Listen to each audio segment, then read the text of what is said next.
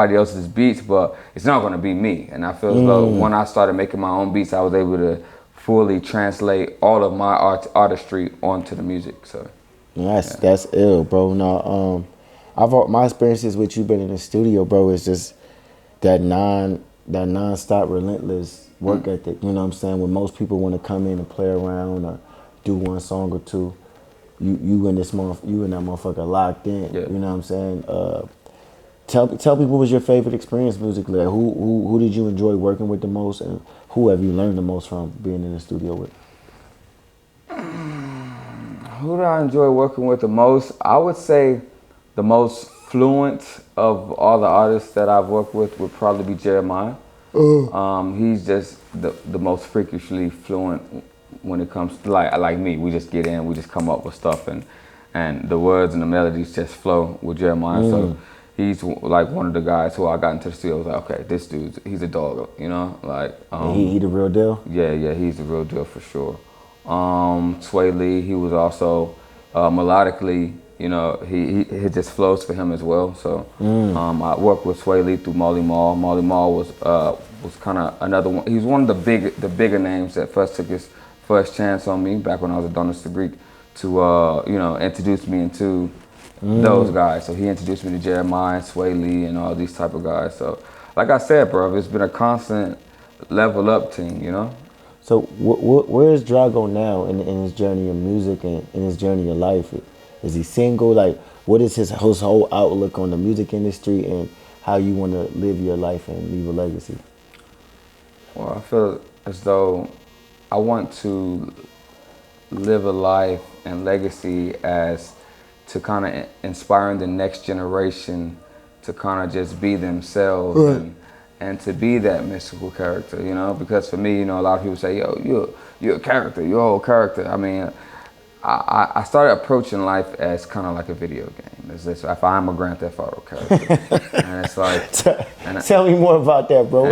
Yeah. What do you mean by that, bro? Well, I mean, it's like this. Why do I need to look like everybody else? Why do I need to talk like everybody else? Why do I need to make music like everybody else? You know what I'm saying? And when, at the end of the day, you know, the people who people look up to, and I heard Dame Dash say it long ago, a star is somebody who people want to dress like, and people want to imitate, people want to make music like. And I said, I can't be that star if I'm making music like XYZ or I'm looking like XYZ. So I got to the point where, you know, once I started stepping out and being myself, I started getting more compliments. Yo, you know, your nigga, people come to me in a room. I'm able to be in a room full of millionaires, and these millionaires and people come up to me and give me compliment, and that also adds to my confidence to further just do me. And I want to just inspire other artists to just do them and be authentically themselves, right. You know. And I feel as though, especially now in the current music scene, where there are a lot of people who are not actually artists who are getting the opportunity to be artists because you know, they're friends with this guy or this, and it's such an oversaturation of it. I feel as though the only way, your only chance, if you're not willing to go do the mass networking, like I've done massive networking, you know, you get me? Like my whole thing has been networking, but if you're not willing to do that, the only way for you to make it as an artist is to be so artistic and authentically yourself that you just pop out. That when people see you, it's like, that is an artist. There's no more time for in between anymore, you know, especially with all the social media stuff that's going on. If someone is better at social media than the artist, they'll make it before the artist would, you know. 100%. So, and I feel as artists, we can be a bit stubborn at times too. How hard is it, let me ask you this, how hard is it for you to want to put out music? Because I'm an artist myself, and I know I'm sensitive about my shit and what goes out. I want to put my best foot forward every time that I'm dropping a song. I want it to obviously do some numbers, have a marketing budget. But then there's people who don't have marketing budgets, but they put out music so much and it grows a fan base. What is your approach to that in dropping music? Well, there's two ways you can go about it. If you have a large catalog, like myself, it makes no sense to sit on all these songs. You get me? Because it's like, no one knows who the fuck you are. So you're waiting on this big that people have ADD, so there's an oversaturation of music.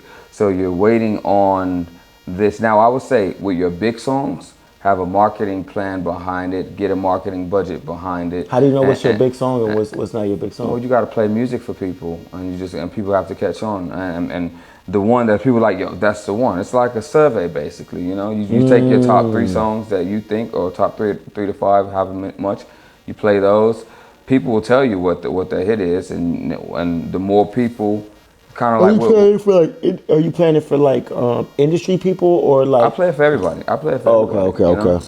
And the one that or a hit is a hit, bro, no matter what. And a person who's not a musician will know a hit. You know, a musician will know a hit, and I know hits when I play them. So, I say, just put out music, bro. If you're a beginner artist, who don't just put out music because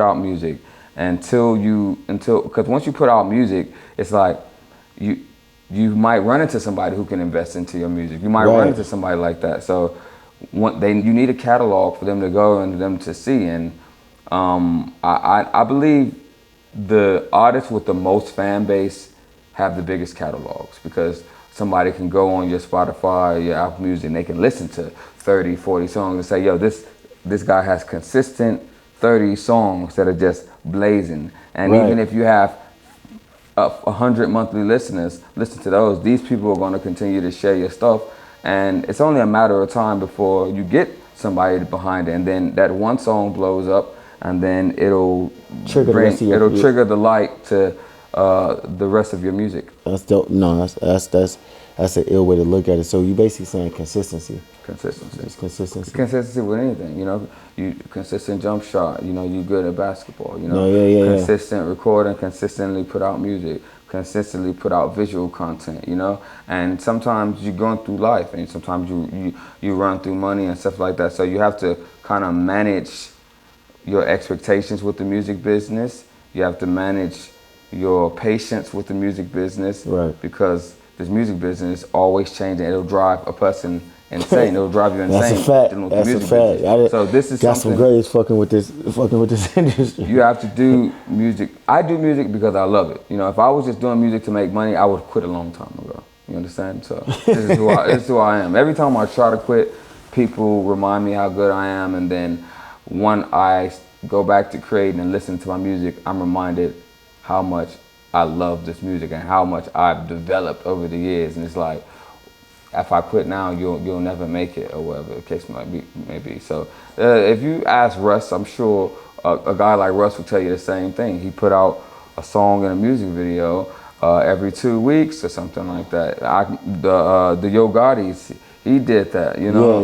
A lot of the big successful artists will tell you, you know, it's 2 ways. Either you're going to go get signed with a big investor or a big label, or you're going to say, you know what, I'm going to flood the market, you know. No, 100%. I'm going to flood the market with good product, and that's the method that I'm taking. Yeah, no, and I second that. I definitely second that. How do you balance the work and play life in these women, you know what I'm saying, in this industry? I mean, I would say that we're similar in the fact that we definitely want a wifey credential type of woman. Right. But how we know we so deep in this music industry and in this entertainment in general that we meet a lot of women that don't fall in the lines of that. How do you manage that as a single man and as an artist, you know, that's trying to get to where he's going? Because we all know that sometimes these women in this industry could be a roadblock. Well, the wrong woman will stunt your creativity. The right woman will help your creativity. And she'll explain that. So for me, I always need some form of love interest, or whatever case may be like. Oh, okay. When I have some form of love interest, I make better music. So is that the key, man? Even when you need a muse, basically.